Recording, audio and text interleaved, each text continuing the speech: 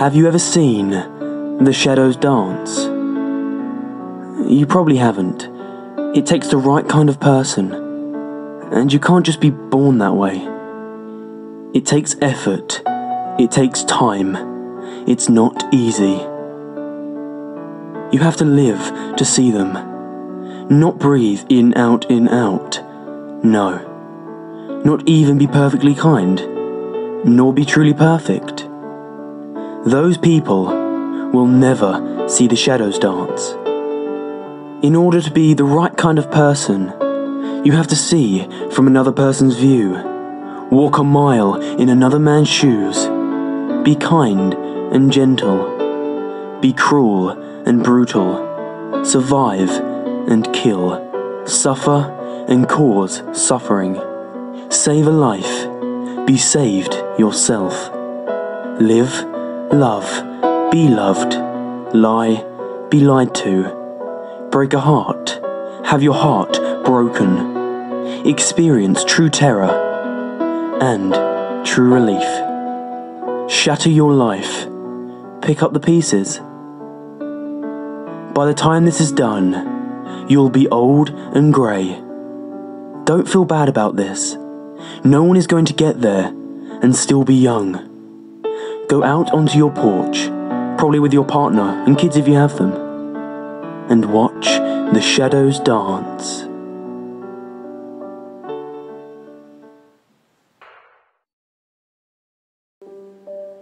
I hope you're in bed listening to this. Oh, you are? Wonderful. Now go to sleep.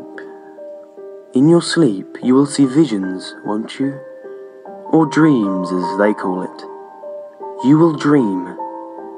Dream of a bed with a girl sleeping peacefully on it.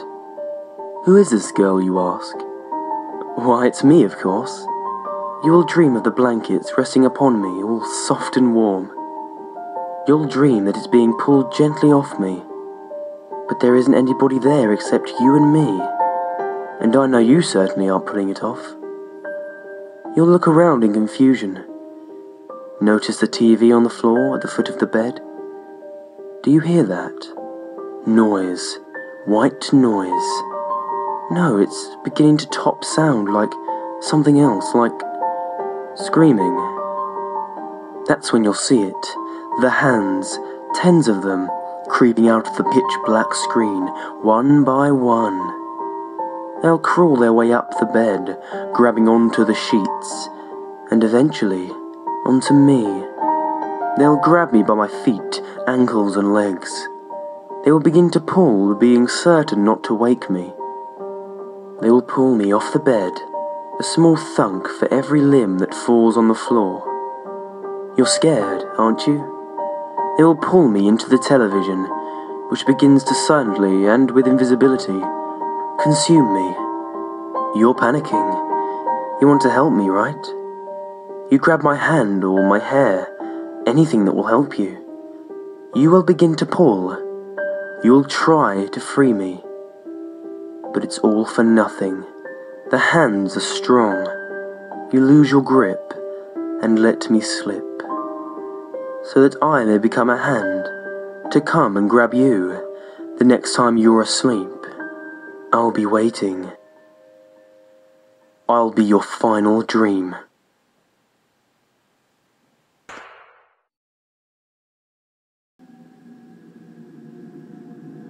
The bulbous thing floated among the sloshing waves of the water mine. It was barely visible, but was detectable through the cameras.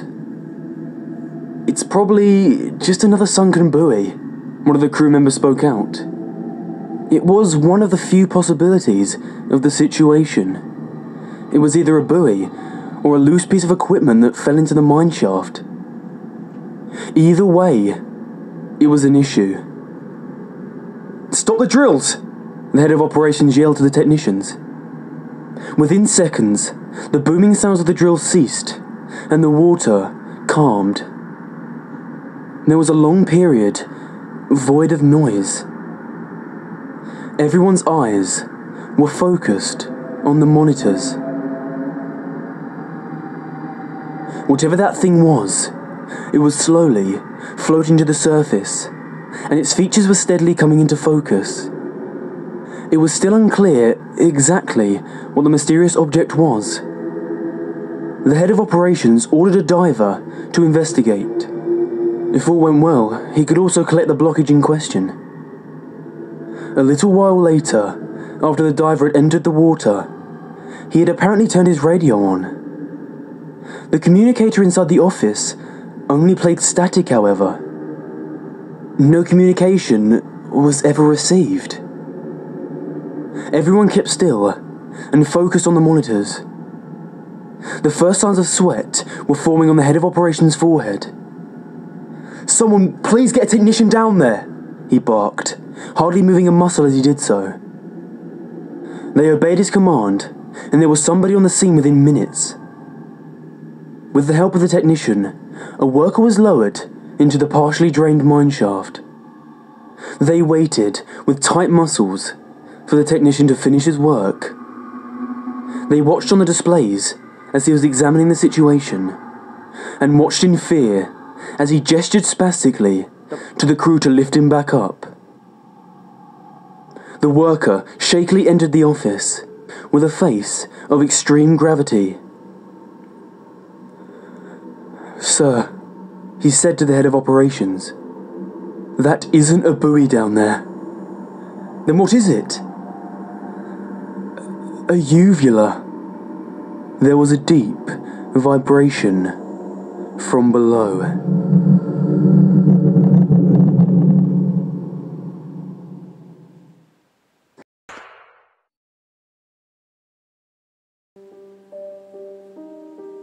A couple of months ago, my friend's cousin, a single mother, bought a new cell phone.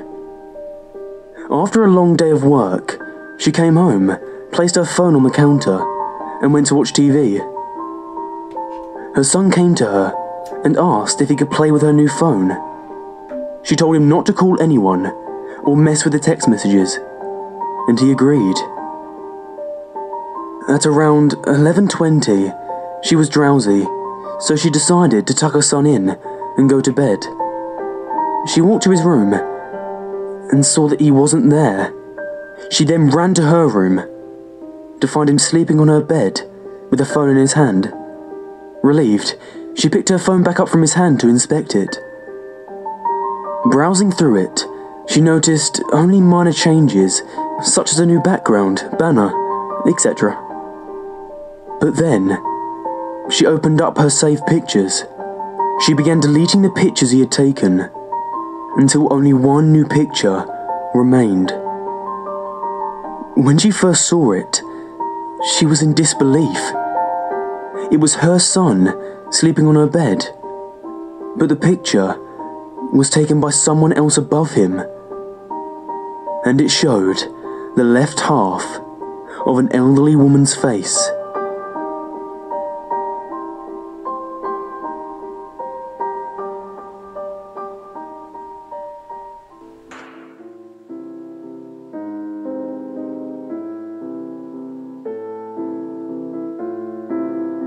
The kid woke up gasping, having just had a nightmare.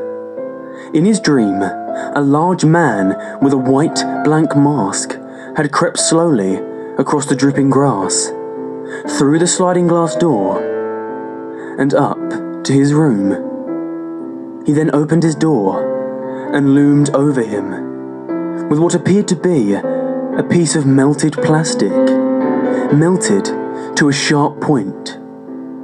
Then stood there, just waiting, and not with bated breath, but with heavy, eager pants and wheezes, before slowly, patiently, walking out. It's just a dream, the kid thought. It's just a dream. Nothing bad, just my mind cleaning itself out. Normally, that would be enough to calm him, and after an hour of tossing and turning, he'd fall asleep. However, there was a problem. He desperately needed to use the restroom, and the restroom was across the hall. The hall, which was currently dark enough to to hide a large stranger and his blackened, jagged shank. "It's fine. I can hold it. It's fine." Then, a fresh wave of pain swept through his clenched muscles, and he had to face it. He had to go. Now. Mustering his courage, he leapt from his bed, threw open his door, and dashed down the hall and into the bathroom, slamming the door closed and locking it.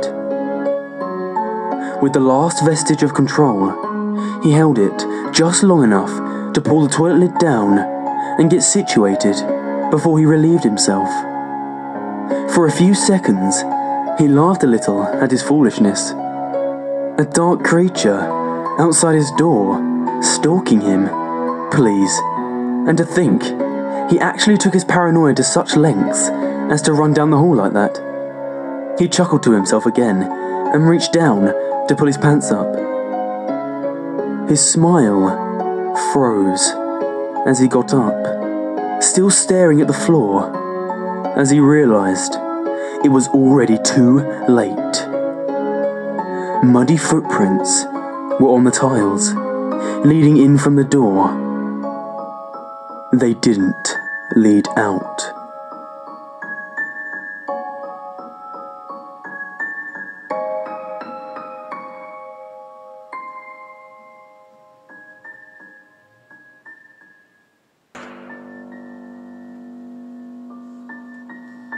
Cold, damp, alone.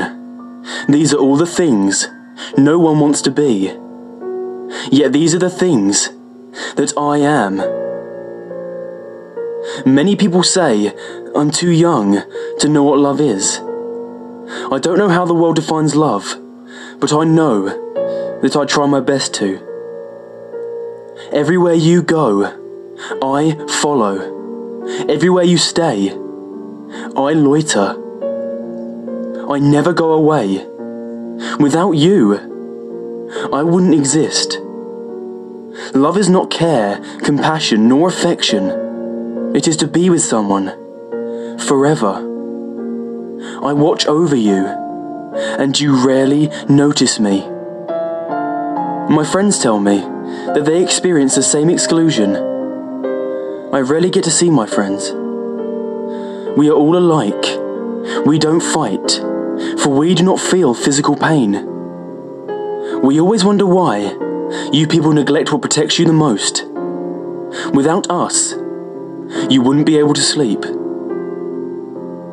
I often lay beside you while you dream, so that I can tell you how much I love you without you getting frightened. All of my friends say they can't help themselves, so they do the same.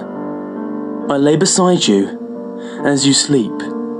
I whisper my love into your ears. We see the tortures that humans cause each other because of their nationality, race, colour, speech, sexual orientation, opinions and differences. We don't have these. Sometimes it makes us angry, you know. It makes us all angry. We never want to commit the evils that you all do to each other, but it's the only way to escape. You better watch your back. We always watch our host. We can only leave if the only thing we love is no longer breathing. You think I want to hurt you? Do you think my friends want to hurt you? We don't want to. We have to. You need to know how it feels to be abandoned when you're seeking love. Love is being with someone forever, but no one will love you when you're alone. I hope you don't neglect me anymore, or I will have to smother you. The only time you can't notice me is in your sleep. It's always been that way, you know. I'm the creaking in the attic. I'm that feeling you get when you walk from a dark room. I am the cold chill when you awake from your sleep. Do you sometimes feel like there's someone at your doorway watching you? I can only do that in the dark. I'm saying this out of love for you. When you're awake at night, lay facing the moonlight from your window Please. You'd be frightened to see me in front of you. I am an absence of light, and you know this. You flourish in the sun and artificial light, while I stay close beside you because you know I fear brightness.